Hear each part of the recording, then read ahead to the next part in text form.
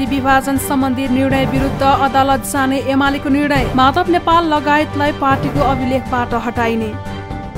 प्रमुख प्रतिपक्ष नेकपा एमाले माधव कुमार नेपाल नेतृत्वमा नवगठित नेकपा एकीकृत समाजवादीमा गएका नेताहरूलाई निष्कासन गर्ने निर्णय गरेको छ। ललितपुरको च्यासल स्थित तुलसीलाल अमात्य स्मृति प्रतिष्ठानमा बिहिबार बसेको बैठकले समाजवादीमा गएका नेताको नाम पार्टीको अभिलेखबाट हटाएर निर्वाचन आयोगलाई दिने निर्णय गरेको हो। बैठकले माधव नेपाल नेतृत्वको पार्टीमा गएका नेता कार्यकर्तालाई एमालेमै फर्किन आग्रह पनि गरेको छ। पार्टी परित्याग गरेर अलग दल दर्ता गरेकाहरूलाई निष्कासन गर्दै पार्टीको अभिलेखबाट उहाँहरूको नाम हटाउने र निर्वाचन आयोगलाई पनि त्यो कुरा जानकारी दिने निर्णय गरेको छ। तर कसैले भुल महसुस गरेर त्यसलाई सच्याउन चाहनुभयो र पार्टी एकतामा फर्किन चाहनुभयो भने उहाँहरूका लागि त्यो ढोका खुल्लै राख्ने निर्णय पनि हामीले गरेका छौँ। त्यस्तै एमाले निर्वाचन आयोग र राजनैतिक दल सम्बन्धी ऐन संशोधन गर्न ल्याइएको अध्यादेश विरुद्ध सर्वोच्च अदालतमा मुद्दा दर्ता गर्ने निर्णय पनि गरेको छ। पार्टीले निष्कासन गरिसकेका व्यक्तिलाई निर्वाचन आयोगले नयाँ दल दर्ताका लागि शनाखतमा समावेश गराएको भन्दै एमाले अदालत जाने भएको हो। आजको बैठकले खास गरेर निर्वाचन आयोगबाट केही विवादास्पद निर्णयहरू भएका छन्। पार्टीले कारबाहीका निम्ति कारबाही गरेर त्यसको सूचना दिइसकेका व्यक्तिहरूलाई समेत गणना गरेर शनाखत गराउने, अनुपस्थित भएका व्यक्तिहरूलाई पनि शनाखत गराउने लगायतका केही गलत कामहरू त्यहाँबाट भएका छन्। हामी यसको कानुनी प्रतिवाद गर्छौँ। सभामुखले पार्टीको पत्र अनुसार कारबाहीको सूचना तास नगरेर गम्भीर गल्ती गर्नुभएको छ। यसको पनि हामीले यथोचित कानुन सम्मत संसदीय अभ्यास अनुसारको त्यसको विरोध गर्छौँ। यस सम्बन्धी हामीले निर्णयहरू गरेका छौँ। एमाले सभामुख अग्नि सापकोटाको भूमिका निष्पक्ष नभएको टिप्पणी समेत गरेको छ। एमाले स्थानीय तहका पदाधिकारीहरू कसैलाई पनि नयाँ पार्टीमा नलाग्न आग्रह समेत गरेको छ। बुधबार मात्र एमालेबाट छुटिएर गएका माधव कुमार नेपालको नेतृत्वमा निर्वाचन आयोगमा नेकपा एकीकृत समाजवादी दल दर्ता भएको छ, जसमा एमालेबाट 55 जना केन्द्रीय कमिटी सदस्य र 31 जना संघीय सांसदले शनाखत गरेका छन्। त्यसैगरी एमाले 10 बुँदे सहमतिलाई शीघ्र, प्रभावकारी र व्यवस्थित ढङ्गले कार्यान्वयन गर्ने स्थायी कमिटीको निर्णयलाई अनुमोदन गरेको छ। बैठकले प्रदेश मातहतमा तत्कालीन प्रदेश संयोजकहरूले आफ्नो कमिटीलाई 2 जेठ 2075 मा फर्काउने र जनसंगठनमा कार्यान्वयनका निम्ति महासचिव ईश्वर पोखरेल, उपमहासचिव विष्णु पौडेल, सचिव गोकर्ण विष्ट र स्थायी कमिटी बैठक टोप बहादुर रायमाझीलाई कार्यान्वयन गराउने जिम्मेवारी दिएको छ। नेकपा एमालेका अध्यक्ष केपी शर्मा ओलीले केही नेताको अहंकारका कारण पार्टी विभाजन भएको बताएका छन्। बिहिबार च्यासल स्थित तुलसीलाल अमात्य स्मृति प्रतिष्ठानमा जारी केन्द्रीय कमिटीको बैठकलाई सम्बोधन गर्दै अध्यक्ष ओलीले केही नेताहरू आफ्नो अभिभार काँधको जिम्मेवारी र कर्तव्य बिर्सिएर बाटो बिराएर गएको बताएका हुन्। अध्यक्ष ओलीले कुनै सैद्धान्तिक मतभेद भएर नभई केहीको अहंकार र स्वार्थका कारण पार्टी विभाजन भएको बताए। उनले कसैले लखटेर बस्न नसकेर नभई स्वार्थ र अहंकार वश नयाँ पार्टी दर्ता गर्ने काम भएको गुनासो समेत गरे। हिजोसम्म हामीसँगै रहेका केही मित्र आन्दोलनको बाटो छोडेर आन्दोलन हाँक्ने अभिभारा बोकेको पार्टी छोडेर आन्दोलनका अभिभारा बिर्सिएर आफ्ना कामका जिम्मेवारीहरू बिर्सिएर आफूले हिजो जनताका अगाडि जनाएका प्रतिबद्धताहरू बिर्सिएर आफूले लिएका शपथहरू बिर्सिएर कर्तव्य बिर्सिएर बाटो बिराएर भावावेशमा अकारण सैद्धान्तिक मतभेद भएर होइन, कसैले लखेटेर बस्न नसकेर होइन, अध्यक्ष ओलीले पार्टीको आन्दोलनलाई नोक्सान पुर्याउने खेलमा एमाले छोडेर गएकाहरू लागिरहेको आरोप लगाए। उनले केही मानिसको गैर जिम्मेवार प्रविधिका कारण पार्टीमा विभाजन आएको पनि बताए। अध्यक्ष ओलीले एमाले लिएको उद्देश्य, नीति, विचार, कार्यदिशा र बाटो सही भएको पनि दाबी गरे। एउटा नयाँ पार्टी दर्ता गर्ने तहसम्म पुग्नुहुन्छ र आन्दोलनलाई नोक्सान पार्ने, कतिसम्म सकिन्छ त्यतिसम्म नोक्सान पार्ने त्यस काममा लागिरह्यो। केन्द्रमा,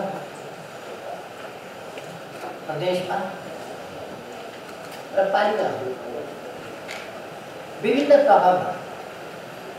तहका पार्टी समिति र सङ्गठन, जनवर्गीय, पेशागत र सामुदायिक सङ्गठन आन्दोलनलाई कमजोर पार्ने र पार्टीलाई कमजोर पार्ने काममा लाग्नुभएको छ।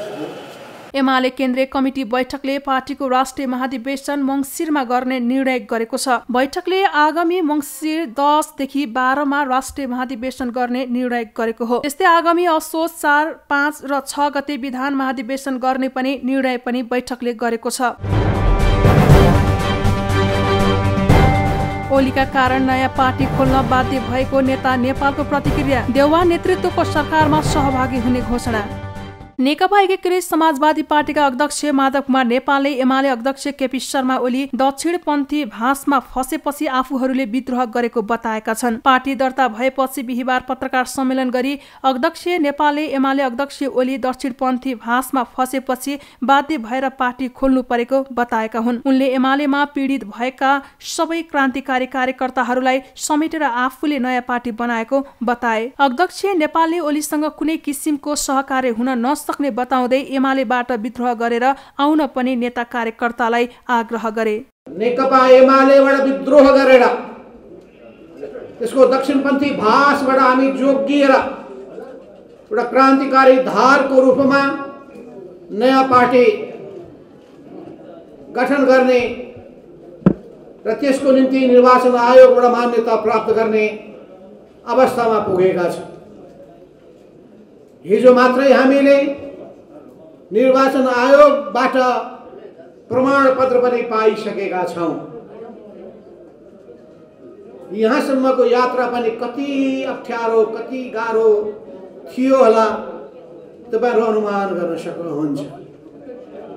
हुन त राजनीतिका सबै उतार चढावहरूमा, प्रत्येक मोड र घुम्तीहरूमा हामीले अनेकौं यस्ता जटिलताहरूको सामना गरेका छौँ, चुनौतीहरूको सामना गरेका छौँ, अप्ठ्याराहरूलाई पन्छाएका छौँ, बाधा अवरोधहरूलाई पन्छाएका छौँ, सफलताको शिखरमा पुगी छाडेका छौँ। ओलीको दक्षिणपन्थी गतिविधिकै कारण हामी नयाँ पार्टी खोल्न बाध्य भएको अध्यक्ष नेपालको भनाइ थियो। अध्यक्ष नेपालले लामो समय आफूसँगै रहेका केही सहयोगदाहरूले थाकेर बीचमै साथ छोडेको बताएका छन्। अन्तिममा साथ छोडेका नेताहरूप्रति लक्षित गर्दै लामो यात्रामा कोही बीचमै थाकेको टिप्पणी गरेका हुन्। शेरबहादुरजीलाई पनि साथमा लिएर जाउँ, उहाँहरूको पनि साथमा हामी सहकार्य गरौँ, एउटा नयाँ मोर्चा बनाऊ, केपी ओलीलाई अल्पमतमा पुर्याऊ, त्यो सरकारलाई खेलेर फालौँ र यो फाल्ने काम अगाडि बढ्नुस् भनेर सबैले मलाई नै जिम्मेवारी सुम्पिनु भएको थियो र मेरा सहयोद्धाहरूले मलाई पुरै साथ दिनुभएको थियो। आज सहयोद्धा मध्ये कतिपयले मेरो साथमा हुनुहुन्न।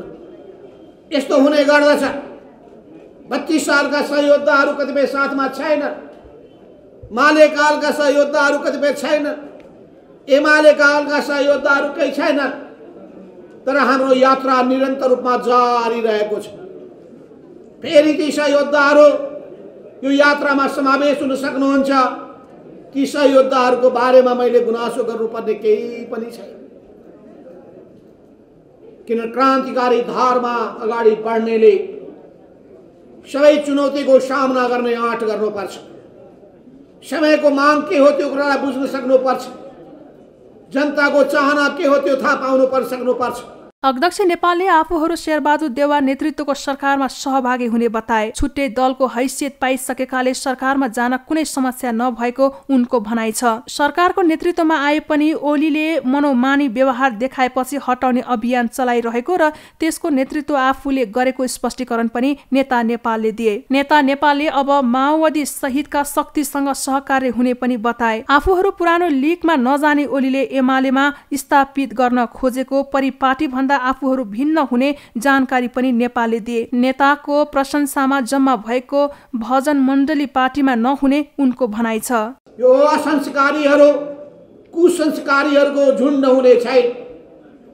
यो एउटा नेताको प्रशंसामा जम्मा भएको भजन मण्डली पनि हुने छैन। यहाँ कसैका फोटाहरू प्रदर्शन पनि गरिने छैन। अनि त्यो फोटाका सामु त्यसपछि त्यहाँ आरती उतार्ने काम पनि कसैले गर्ने छैन। यो मार्क्सवाद लेनिनवाद प्रति समर्पित, समाजवाद प्रति समर्पित, देश र जनता प्रति समर्पित, क्रान्तिकारी आदर्श प्रति समर्पित, उच्च नैतिकताबाट ओतप्रोत भएका, असल आचरणयुक्त भएका त्यस्ता कार्यकर्ताहरूको पार्टी हुनेछ। यो जन आधारित कार्यकर्ता पार्टी हुनेछ। यस अर्थमा यो पार्टीले नयाँ समाजको निर्माण गर्न चाहनेछ। हावादारी योजना आफूहरूको प्राथमिकतामा नपर्ने भन्दै नेपालले अहिले पानी जहाज कम्पनी खोल्न आवश्यक नभएको पनि बताए। एमसीसी सम्झौता परिमार्जन गर्नुपर्ने पनि नेता नेपालले बताए। नेपालले आफूले आजीवन राजनीति नगर्ने पनि उल्लेख गरेका छन्। 5 वर्ष पार्टीको नेतृत्व गरेर युवा पुस्तालाई अघि सार्नेमा आफू दृढ रहेको उनको भनाइ थियो। क्रान्तिकारी पार्टी बनाउन चाहनेहरूलाई कसैले रोक्न नसक्ने पनि अध्यक्ष नेपालको भनाइ थियो। एमालेको अरबौं सम्पत्ति कानूनमा व्यवस्था अनुसार दावी गर्ने नगर्ने बारे निर्णय लिने पनि नेपालले जानकारी दिए। प्रदेश 1 को मुख्यमन्त्रीमा भीम आचार्य नियुक्त।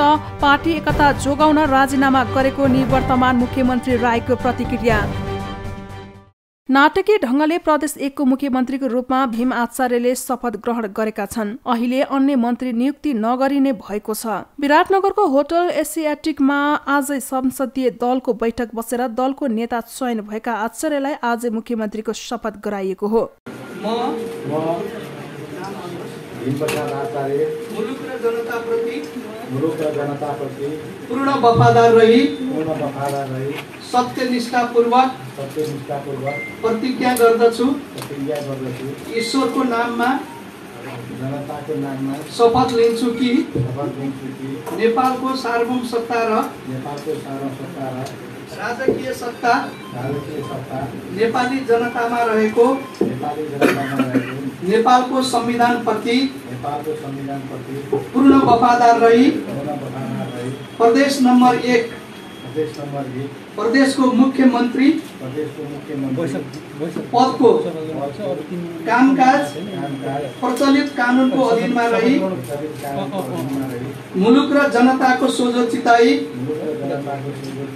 कसैको डर नमानी पक्षपात नगरी कसैप्रति पूर्वाग्रह वा खराब भावना नलिई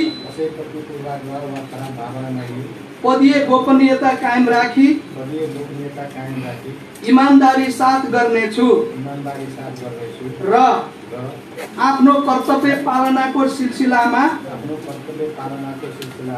आफूलाई जानकारीमा आएको प्रचलित कानून बमोजिम गोप्य राख्नुपर्ने कुरा म पदमा बहाल रहँदा वा नरहँदा जुनसुकै अवस्थामा पनि प्रचलित कानूनको पालना गर्दा बाहेक अरू अवस्थामा कुनै किसिमबाट पनि प्रकट वा संकेत गर्ने छैन। प्रदेश 1 को मुख्यमन्त्रीबाट शेरधन राईले बिहिबार नै प्रदेश प्रमुख सोमनाथ प्यासी अधिकारी समक्ष राजीनामा दिए लगतै आचार्यले शपथ ग्रहण गरेका हुन्। पार्टी एकता जोगाउन राजीनामा दिएको राईले बताएका छन्।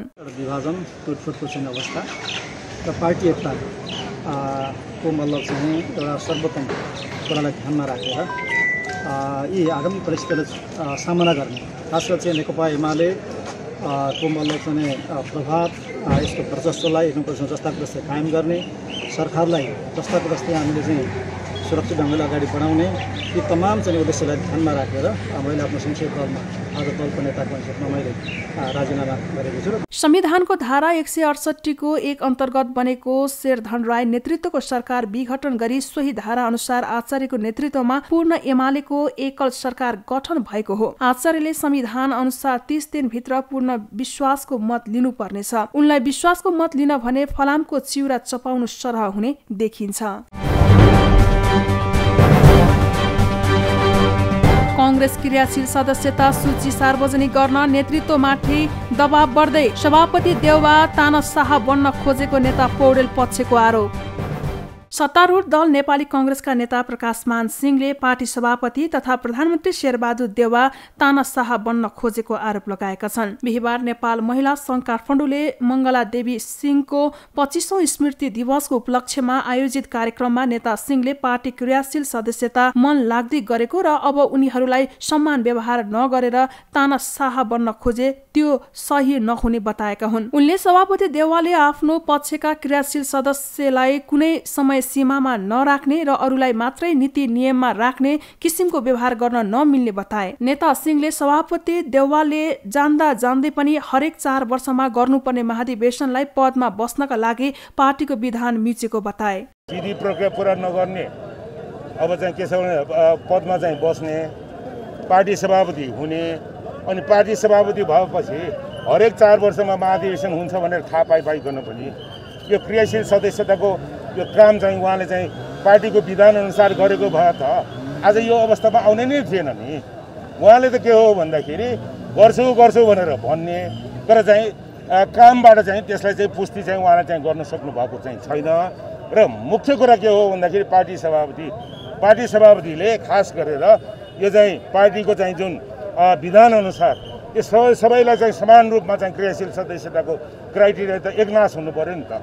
उहाँको आफ्नो मान्छेहरूलाई चाहिँ क्राइटेरिया नचाहिने कहाँबाट हुन्छ त्यसमा यदि उहाँलाई चाहिँ यसमा पनि जबरजस्त गर्नुभयो भने हामीले पनि थाहा छ नेपाली कांग्रेसको इतिहास कस्ता तानाशाहलाई चाहिँ हामीले चाहिँ अब यो चाहिँ के छ भन्दाखेरि अब ढालेका छौँ भने पार्टीभित्र कोही तानाशाह बन्द खोज्छ भने त्यसलाई चाहिँ हामीले चाहिँ सशक्त रूपमा यो चाहिँ डेमोक्रेटिक नर्म्सभित्र बसेर के गर्नुपर्छ हामी चाहिँ देखाउँछौँ। नेता सिंहले क्रियाशील सदस्यता छानबिनमा पनि व्यापक धाँधली भएको बताए। उनले नेपाली कांग्रेस जस्तो डेमोक्रेटिक पार्टीले पार्टीको महाधिवेशन निष्पक्ष हुनुपर्ने बताए। नेपाली कांग्रेस जस्तो डेमोक्रेटिक पार्टीको मूल्य मान्यता र आदर्शको राजनीति पहिचान कसैको चाहना र व्यक्तिगत मानका लागि नहुने उनको भनाइ थियो। पार्टीको विधि र नियम पूरा गरेकोहरूलाई एनरोल गरौँ, विधि र नियम पूरा नभएको त्यसमा चाहिँ विवाद छ भने त्यसलाई चाहिँ स्थगन गरौँ भनेर चाहिँ जुन यो चाहिँ हाम्रो चाहिँ समझदारी पनि केन्द्र कार्य समितिमा भएको हो, यो छानबिन समितिलाई पनि त्यो निर्देश गरेको हो। तर यहाँ चाहिँ के हो भन्दाखेरि म्यानिपुलेसन भएको चाहिँ शङ्का, यो चाहिँ क्रियाशील सदस्यता वितरणमा यहाँ चाहिँ व्यापक धाँधली भएको कारणले गर्दाखेरि त्यसको चाहिँ हामी सबैले पनि त्यसमा चाहिँ के हो भन्दाखेरि नेपाली कांग्रेस जस्तो डेमोक्रेटिक पार्टीको महाधिवेशन चाहिँ फ्री एन्ड फेयर हुनु पर्यो र चाहिँ यो चाहिँ जुन 77 जिल्लाको यो चाहिँ जुन क्रियाशील सदस्यताको जुन फाइनल लिस्ट हो त्यो फाइनल लिस्टलाई चाहिँ प्रकाशित गरेर त्यसमा चाहिँ दावी विरोध गर्ने कुरादेखि लिएर चाहिँ सबै गर्ने समय दिएर अनि विधिवत तवरले चाहिँ यो महाधिवेशन हुनुपर्छ भन्ने हाम्रो भनाइ हो। नेता सिंहले आफ्नी आमा तथा महिला हक हित कर्मी स्वयं मंगला सिंहले महिला मुक्ति आन्दोलनमा नेपाली महिलाहरूलाई पुरुष सरह नै अधिकार दिनुपर्छ भनेर लडेको स्मरण गर्दै महिलाहरूले आफ्नो हक हित सुरक्षाका लागि अझै लड्न आवश्यक रहेको बताए। हालसम्म नेपालमा 18% खोप पाएको स्वास्थ्य राज्य मन्त्री श्रेष्ठको भनाई। भारतले कोभिडशील्ड छिट्टै दिने सरकारको विश्वास।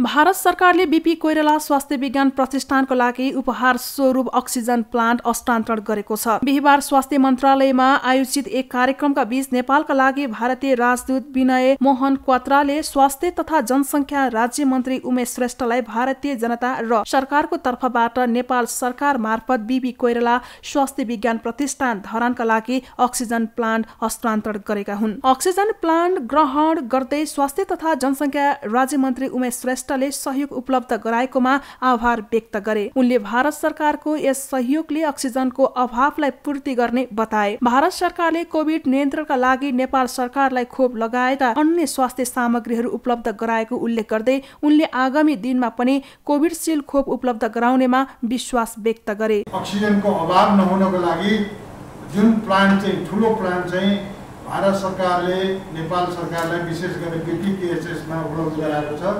त्यसको लागि म विशेष धन्यवाद दिन चाहन्छु। यसले भोलिको दिनमा इभन त्यहाँका बिरामीहरूलाई अक्सिजन सप्लाई साथसाथै अक्सिजनको अभावलाई चाहिँ ठुलो सहयोग पुग्नेछ भन्ने विश्वास दिएको छु।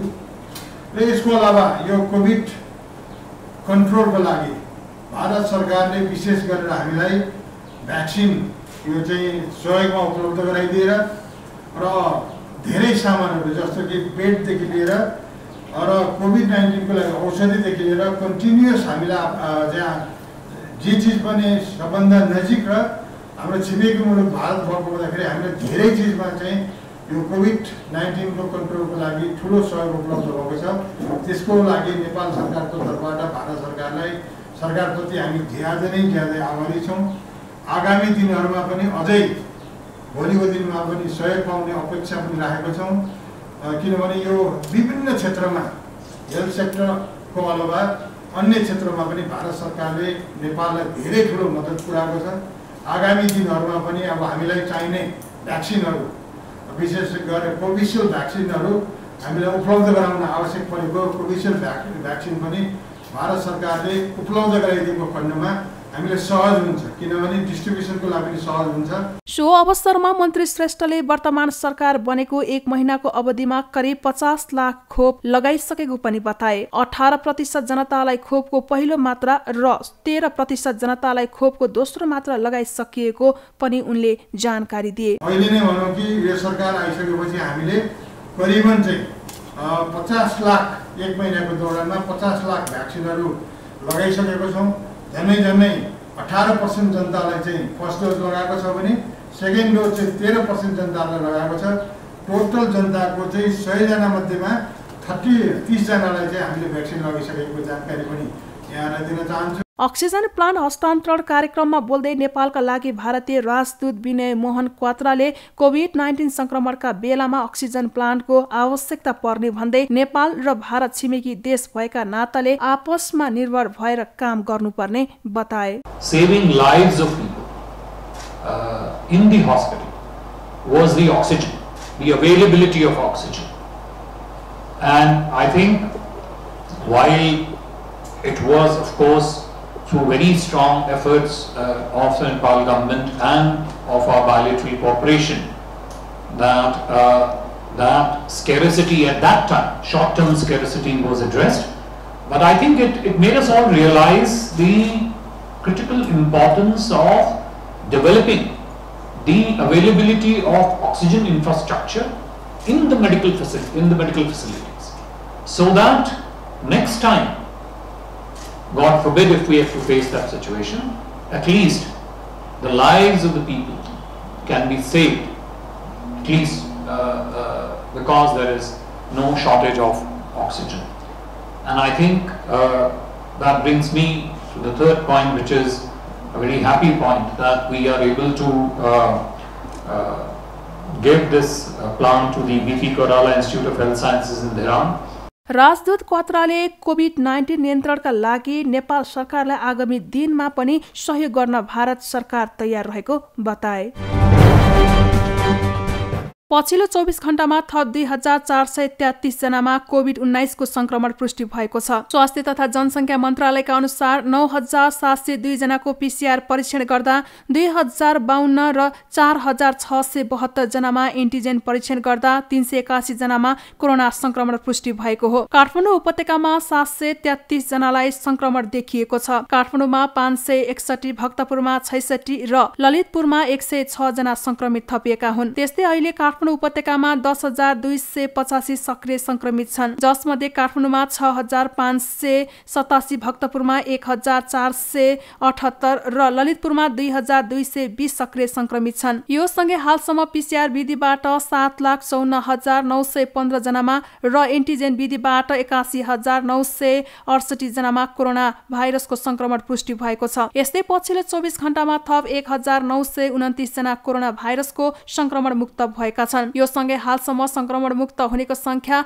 7,05,893 पुगेको छ। यसैगरी हालसम्म निको हुनेको दर 93.5% रहेको छ। हाल 620 जनाको आइसियु र 165 जनाको भेन्टिलेटरमा उपचार भइरहेको छ। यसको संक्रमणबाट थप 26 जनाले ज्यान गुमाएका छन्। यो सँगै मृत्यु हुनेको संख्या 10,638 पुगेको छ। स्वास्थ्य मन्त्रालयका अनुसार पछिल्लो 24 घण्टामा 70,026 जनाले कोरोना भाइरस विरुद्धको खोप लगाएका छन्। हालसम्म देशभर 49,86,893 जनाले खोपको पहिलो डोज लगाएका छन्। यस्तै 39,49,529 जनाले खोपको पूर्ण मात्रा लगाइसकेका छन्। जनगायक जुट बहादुर खड्के अर्थात् जेबी टुहुरेको निधन भएको छ। टुहुरेको 78 वर्षको उमेरमा बयोधा अस्पतालमा उपचारका क्रममा बिहीबार निधन भएको हो। मंगलबार कलंकी स्थित घरमा 81 लडेपछि बयोधा अस्पताल लगिएको थियो। उनलाई मुटु, फोक्सो, मधुमेह र उच्च रक्तचापका दीर्घ रोग समेत थियो। संविधान सभा सदस्य समेत रहेको टुहुरेको पार्थिव शरीर अन्तिम श्रद्धाञ्जलीका लागि बिहीबार पार्टी कार्यालय पेरिस डाँडामा राखिएको थियो। उनको बिहीबार नै पशुपति आर्यघाटमा अन्त्येष्टि गरिएको छ। निर्मला पन्त हत्यामा संलग्नलाई कारबाही गर्न संसदीय समितिको सरकारलाई निर्देशन। दार्चुला घटनाको छानबिनमा ढिलाइ भएको भन्दै आपत्ति।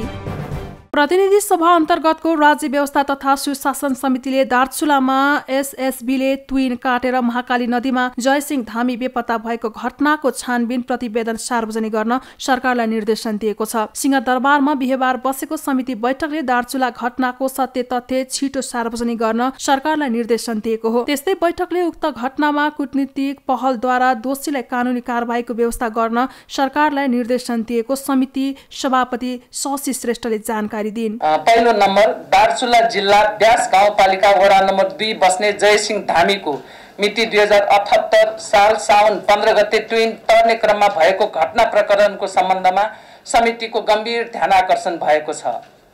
सो घटना प्रकरणका सम्बन्धमा सत्य तथ्य सहितको प्रतिवेदन यथाशीघ्र सार्वजनिक गर्ने, कूटनीतिक पहलद्वारा दोषीलाई कडा कानुनी दायरामा ल्याउने व्यवस्था गर्ने, पीडित परिवारलाई उचित राहतको व्यवस्था गर्ने।